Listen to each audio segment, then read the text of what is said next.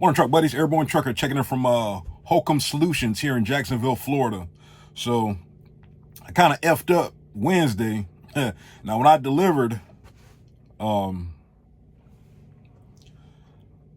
I delivered, I was actually about 2 miles from this place Wednesday afternoon. Now, me not thinking, because I'm just ready to go home, I should have drove over here first before I went to the house. And it might have been a 50-50 chance of getting loaded Wednesday. I already been loaded and left first thing this morning to head to Charlotte. But that's neither here nor there. Hey, it is what it is, man. It's trucking. But hopefully everybody had a great holiday weekend. Hopefully it's uneventful. All that good stuff. Hopefully everybody ate well. Had good time home. Good time home. Good home time. All right. It pretty much was a quiet week for me. I didn't do too much. Just sat around, watched football, drank a little bit, ate a little bit. When I say a little bit, I actually mean a lot. So it feels kind of good to get back to work, get back into the swing of things. But it was definitely some time off that was really needed. Now, I got an email from one of my truck buddies, Raj. Now, Raj is a new driver. He just got his license. He's got his not hazmat. He's got his tankers, triples, and doubles endorsements. Now, Raj, do me a favor. You got to get your hazmat, man. You get your hazmat, and that'll open up more doors for you. But he's got questions about TMC. Now, before I even get onto that tangent, me personally, if I have all those endorsements, I'll try to find another company to work for. Me personally. But the only thing about that is you might not have the experience to get the pay that you're looking for. So you might have to start at a flatbed company or entry-level company to get more experience. Because I know for hazmat and tankers, to pull tankers, a lot of time you need a certain amount of experience. Every company is different, so I'm not going to say what you need because I don't know. So I don't want to give you no bad information. But I do want to talk about the question that you asked me. Now, like I tell everybody, if you're new to the channel, most of the questions that you have already been answered.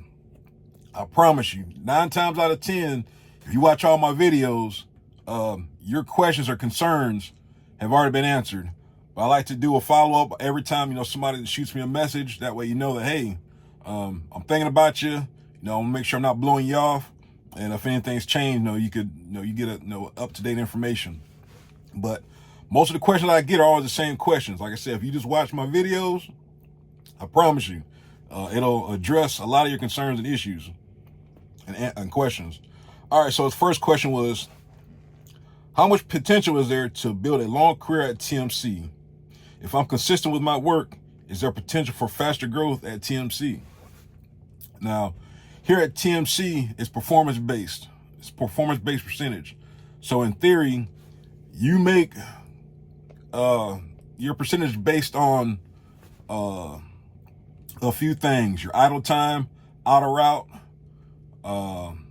miles per gallon, your endorsements, and your revenue to the truck. Now, majority of your points are for revenue to the truck. And then you have, I'm kind of rushed. I should have wrote it down before I started the video. But your miles per gallon, you want to make sure you maximizing your fuel, like not idling the truck. All right. You want to make sure with the outer route, if you're dispatched for 500 miles, you want to try to do the 500 miles or less. Anything that's over that 500 miles will be considered out of route. Now, there's plenty of reasons to be out of route. 1, the dispatch location is different from the dispatch. 2, you had to go and fill your truck. 3, you needed a truck wash. Or 4, it was a detour, it was an accident or something like that.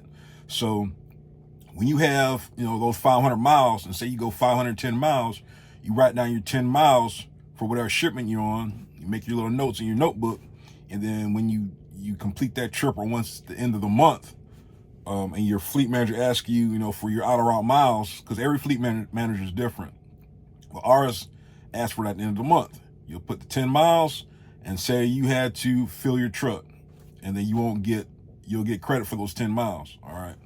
So that's how that works with the performance-based percentage. It takes about 3 to 6 months to get in a good routine. Like I've stated before, 3 to 6 months if you have no driving experience. Some people learn faster than others. Me, I was a little behind the curve, but I think once I got about 6 months in, 6 to 8 months, I was doing a whole lot better. Trip planning, just kind of getting an idea, getting a feel for the job. Don't rush. I'm telling you, don't rush. When you rush, you make mistakes. Slow is smooth, smooth is fast. Now, is there potential for faster growth at TMC? TMC is not seniority. Like, yeah, I'm here. I've been here 3 years, 4 years next month for December, but you really don't. You get some points. I can't remember how many points, but it's not a big deal. So it's not like the longer you here, the better treatment you get, or you're higher up on the board. Yes and no.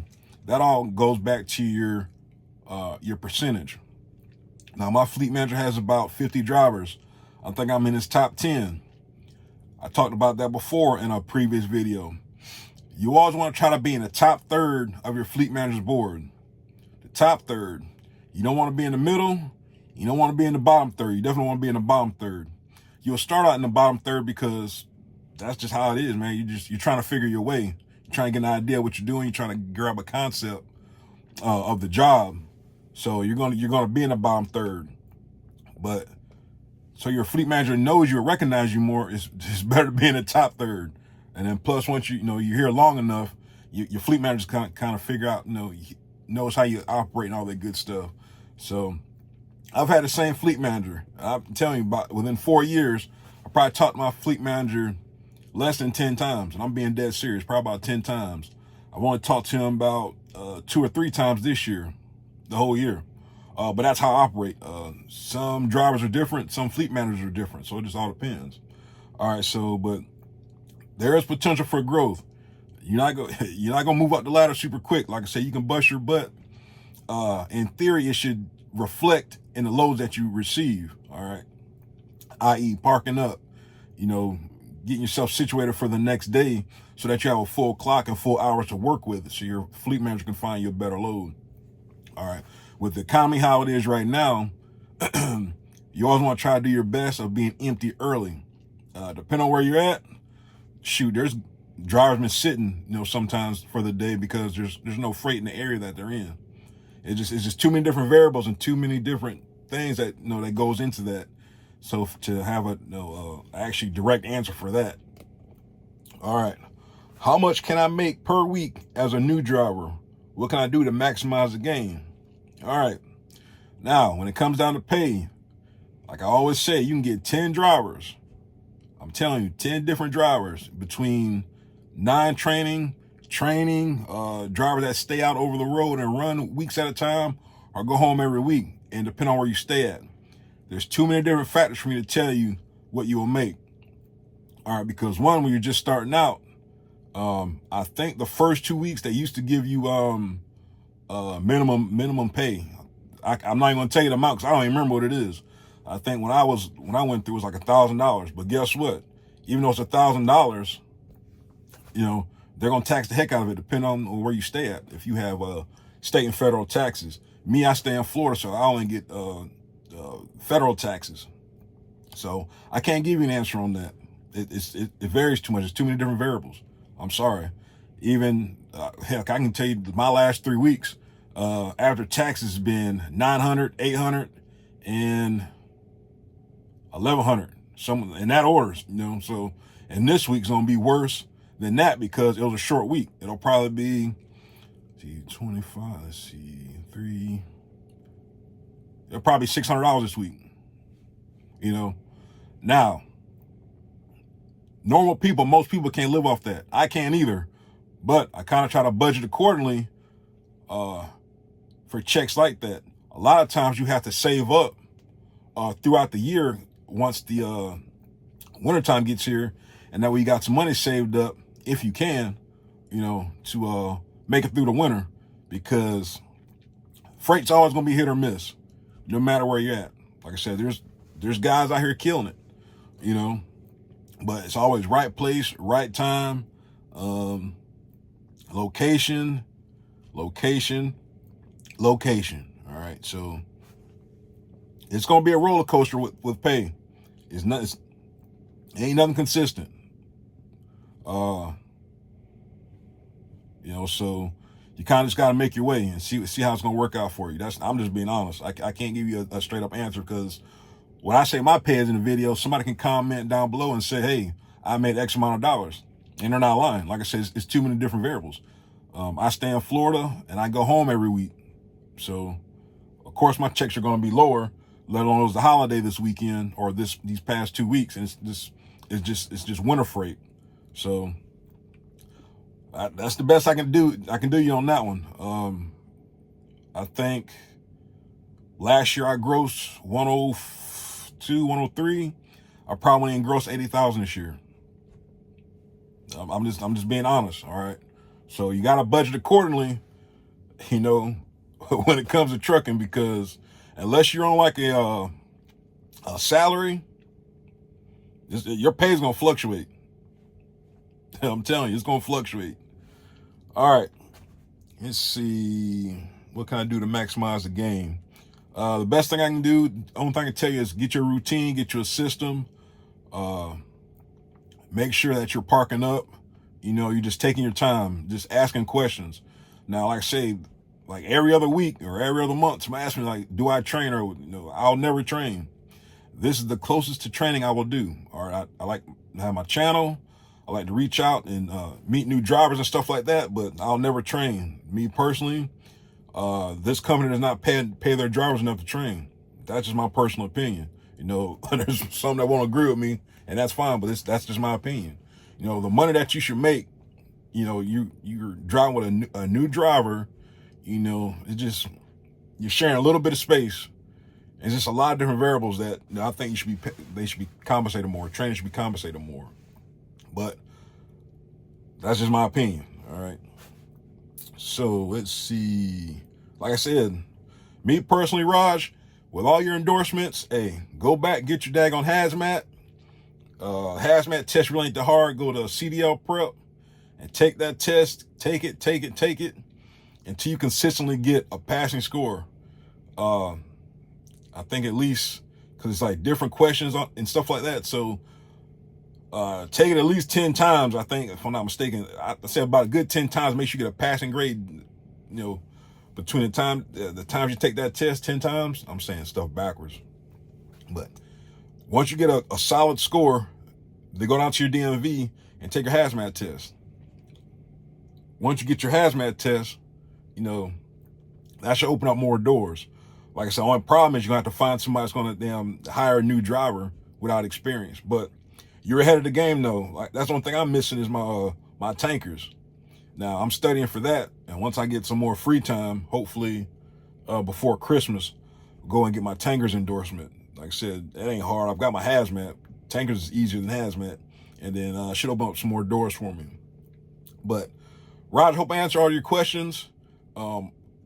If you have a chance and you get a chance, go back and reference my other videos. There's over 200 videos at different points and stages in my career at TMC. I've pulled boats. I did oversized. I did specialized with John Deere. I've done that for a little bit. So I've kind of did everything here at TMC except train. And I feel like I'm training right now when I reach out and meet new drivers. So enough rambling. I'm still waiting to get loaded. I got here about 7. I think they started at 7:30, but there was 2 other turtles here.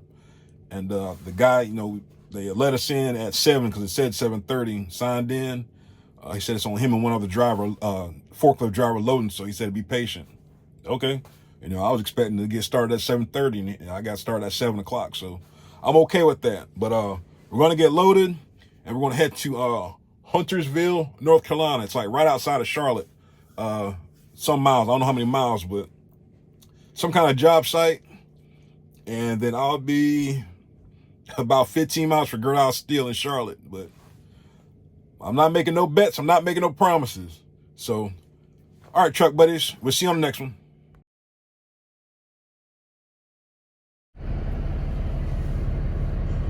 All right. So we made it. Got a turtle in front of me. I don't know how long he been here, but he's probably got rolled roofing or something like that. So hopefully he don't get unloaded last. I know every now and then they do the rolled roofing last, but they still got guys working, but I don't see no forklift going to move a forklift to move the insulation. Best part is, kinda I guess, is that it's right here in the front. So hopefully just pull in, get unloaded, and pull out. Now, there is about half a mile down that way. I think it's half a mile. Might be about 3/4 of a mile, something like that. So like a little opening to park. Might use that as an option once it get unloaded. We'll see. But yeah, like I said, hopefully get unloaded right here in the front. First thing in the morning. Literally 3 miles from Gert House Steel. Now, will I go there? Who knows? I'm not even gonna hold my breath. But we shall see. Got the Home Depot distribution center that's kind of close too. So we'll see how that goes. But yeah, it's, I guess, truck 1 of 6 for insulation. And we'll see how this goes, man. We'll see you in the morning. All right, so my truck buddy pulled off. I guess he was just taking a break. He was going somewhere else. But literally about a mile this way, about a mile and a half, they are building something over that way. So it ain't no telling. But now I'm first. Now the good thing is I double checked my dispatch. I double checked my bill of lading. I double checked everything to make sure I was in the right spot for tomorrow. Probably can't see it, but right there on the front of that sign, it's got the address. So it'll be an early morning, I guess. Let's get up around about 7 and see what happens. But they're going to lock the gate, so it wasn't no parking inside the gate. I know this truck's up too, but I'll be here in the morning waiting. So we shall see.